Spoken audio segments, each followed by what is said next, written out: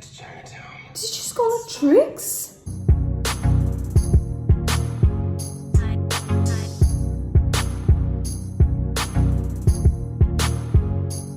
Hi guys, welcome back to another episode of Lucifer. Today we'll be watching episode 4, It Never Ends Too Well for the Chicken. This is, you know what, I've stopped even guessing what titles mean anymore. I'm just gonna go with the flow. Let's not wait any further, let's just get right to the episode. You're kidding. Hello, ladies. Lady, singular. Where's your mother? I'm staying at my dad's tonight. It's game night. The detective always comes to game night. It's game night, and Trixie's in the house. Well, I suppose we could play Monopoly. Nah, Monopoly's no fun with just two people. Once upon a time, the devil went to New York City. Okay. The year was 1946. The whole city knew her voice, but I was the only one who knew her real name, Lilith.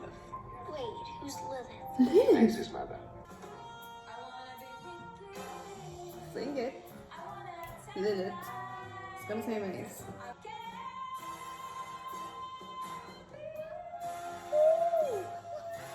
Shouldn't be eyeballing Lily Rose like that. She's Stompanado's girl. And tell Tommy I'm nobody's girl. Let's go, Lilith. Lucifer, that ring is the only thing in the entire universe that means anything to me. I'm going to get it back. The devil solving crime. It's the most ridiculous thing I've ever heard. Why does the investigator have to be a boy? My mom solves crimes all the time. Fine. Well, if it ain't Lucifer Morningstar, You're kidding. what can I do you for? How many Nazis you take out, Lily? Oh. FT soldier. If fisticuffs ensue, I promise to let you have all the fun. Word on the street Blood on the is street. folks say a newcomer was seen lurking around Lily's dressing room the night the ring disappeared. Sticky-fingered gent by the name of Lucky Larry. Jack Monroe, P.I. Lovely. Handsome, beefy, strong jaw, eye patch. That's the guy. You again. Really? Did you or did you not request a gender balanced narrative? I'm simply following your instructions. I don't like folks asking questions in my club. You're lucky you're a friend of Lily's. Don't get too friendly.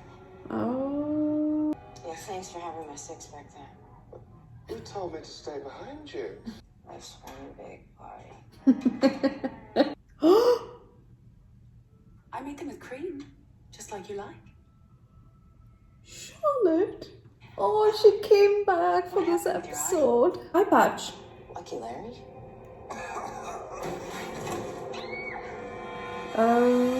Okay. Apparently Lucky Larry got into it with someone down at the docks yesterday. Folks call him Willie the Sausage Prince.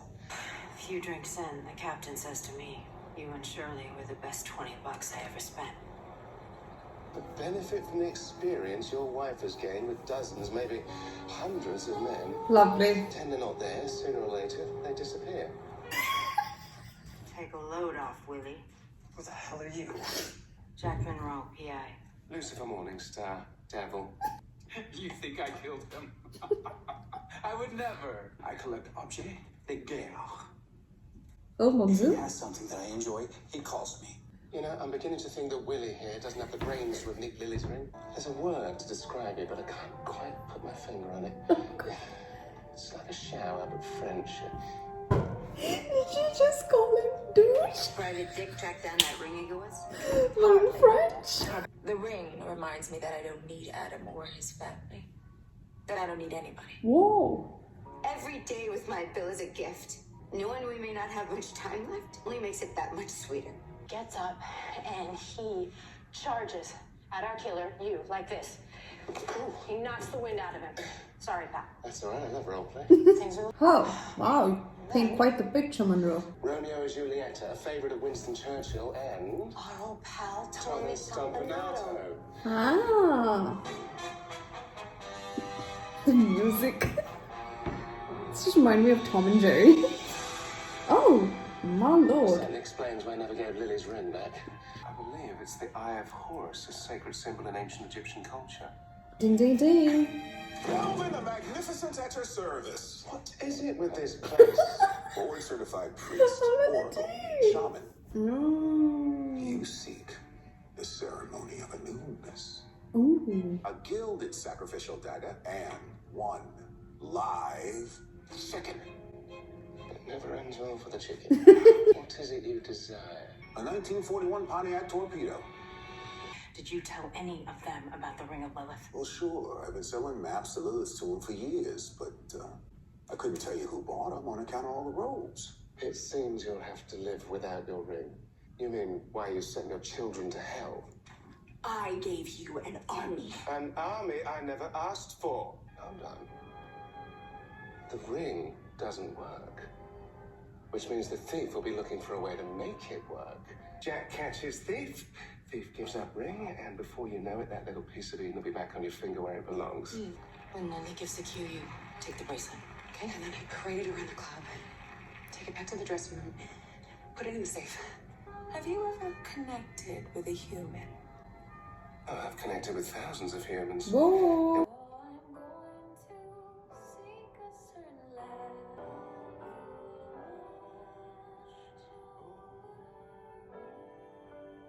Go before he gets away. You're an angel, Cheryl. Go. Aw. Well, the wackadoo. They killed Tommy Stompanato. Will? Whoa. I knew all about the ring. I'm the one who hired Lucky Larry to steal it. Unfortunately for Stompanato, Willie the Sausage Prince also wanted the ring. Forget it, Trix.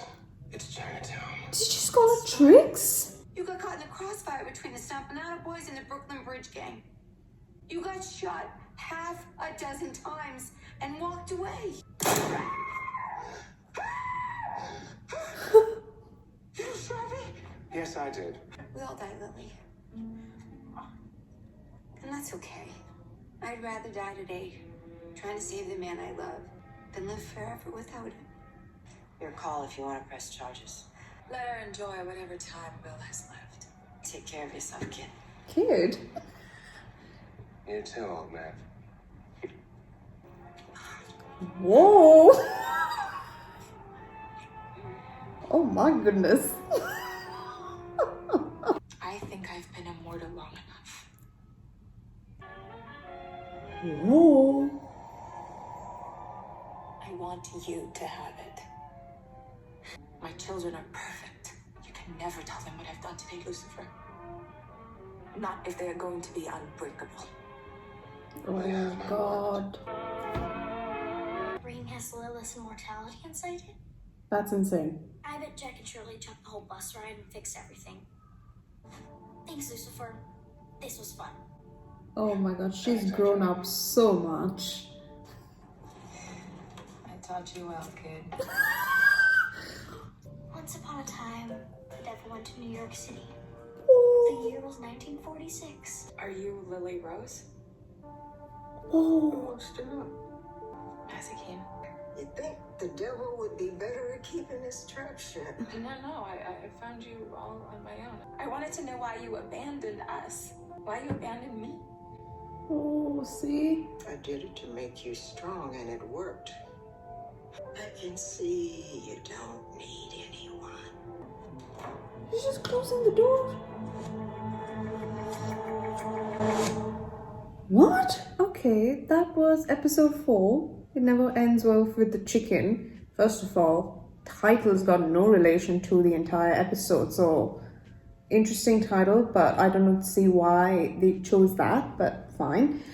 Second, how is it possible for, I know Lilith is like super strong and she wanted her kids to be unbreakable, to not have the emotion to like, you know, sort of be like survive on their own and, you know, be the best demons they could, being in hell, so being tough in general. How is it possible first? My question, I just didn't understand, that when Lilith opens the door, sees Mace, an exact replica of how she used to look when she was young in 1946, as we saw, how is it possible for her to ask who wants to know?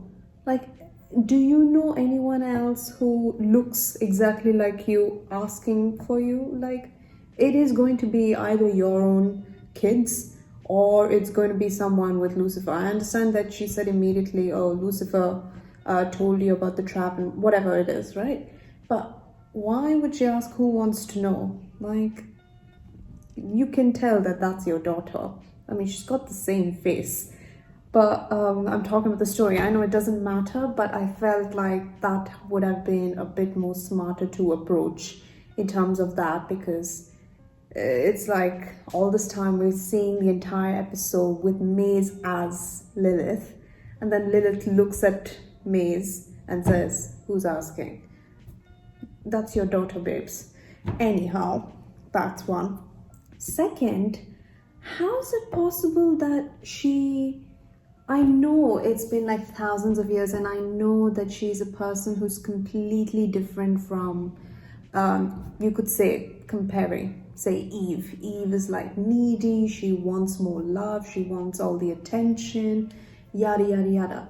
But from what she learned with, say, Lilith, from Gertie, who was Linda, from what she learned from that, time is like, inevitable, and it's very short, life is very short, and you might as well spend time with the people that you love or the person that you love rather than spending no time at all without them. So that makes sense, and I think that's why she shifted her immortality to that ring, which, by the way, holy crap, to Lucifer, for which Lucifer has now.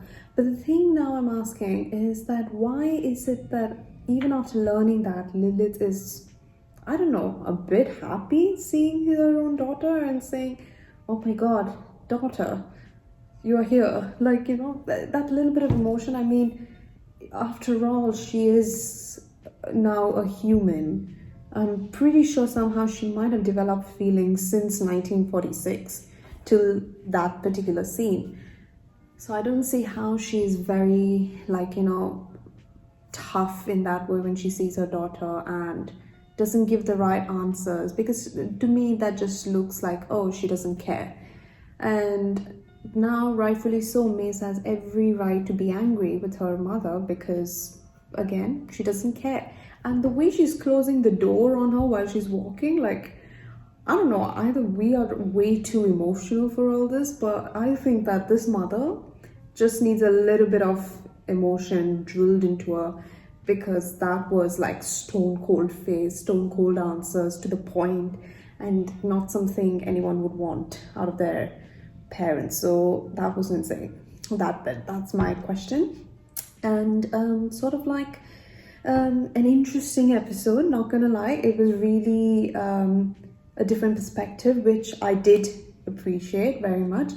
Of course, even though this has got nothing to do with the main storyline with Michael around, and of course with Charlie, let's say, and now with our darling Chloe finding out the truth about the fact that she is a gift from God. None of that has got to do with it, but I feel in certain ways there are very much true connections and links from this episode to the general theme, which is that at the moment now Chloe is not able to accept the fact that she's a gift from God, and that she was made to feel all those feelings for Lucifer, and that she was made to fall in love with the devil. In that aspect, something that can make her, or you can sort of like sympathize with her. It's just that this episode is able to say that, you should push past that and continue on your life, because life is short, yada yada yada.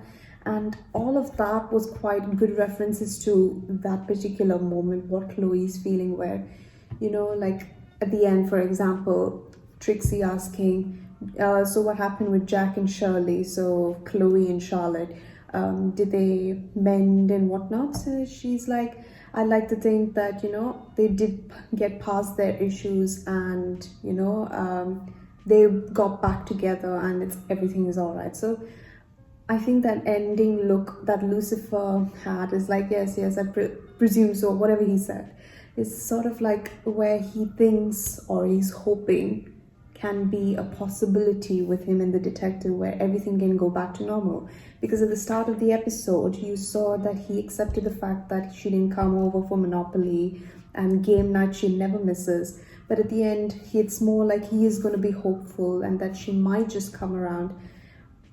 That is my perception from that, and I think this episode is really tying in the start and the end scene together in terms of Chloe and accepting the fact that she has to move on and she has to understand that this was not Lucifer's fault. This was just something that he found out the same way that you are, in a quite of a shock. But in terms of mortality, it's going to be a bit more harder, of course, on Chloe, but she needs to understand eventually that, you know what, all for good, like that sort of a feeling. But I love the fact that Trix was working with our darling Maze. So I wonder if this was what Michael was talking about, the secret in the previous episode regarding something Lucifer did not share, or he has not revealed to Maze, just like how Chloe was not made aware that she was a gift. So I wonder if that is what that is, or there's something else different, but I'm assuming that's what that secret is. But there was so many different parts of this episode which was so hilarious, like, you know, subtle references of the actual timeline to this particular episode.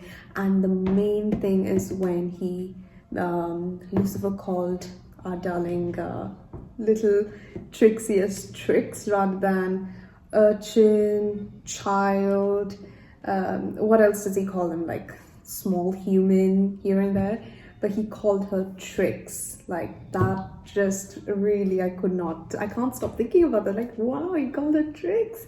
You know how much Lucifer and Trix are my favorite duo, so I'm really enjoying that. And other than that, Trix has grown up way too much, of course for the better, but it's just that you see the little Trixie at the start and now she's like a grown-up girl, and oh god, it's crazy. Genuinely, more than anything else, just like, oh kid, please just stay the way you were and be the little Trixie, because you know, now she's so cute, so, you know, hilarious in her own way, but I miss the, you know, the baby voice of Trix. But yeah, this episode was really nice. I really enjoyed it. It's not too bad, not too much of like dragging, but at the same time a little bit of answers with the actual storyline in terms of Lilith. So you know what, no harm, no foul that they took this approach for their story. But I hope you guys enjoyed this episode. Please don't forget to give this episode a like, and don't forget to subscribe to the channel if you haven't. All your positive comments, keep it coming through.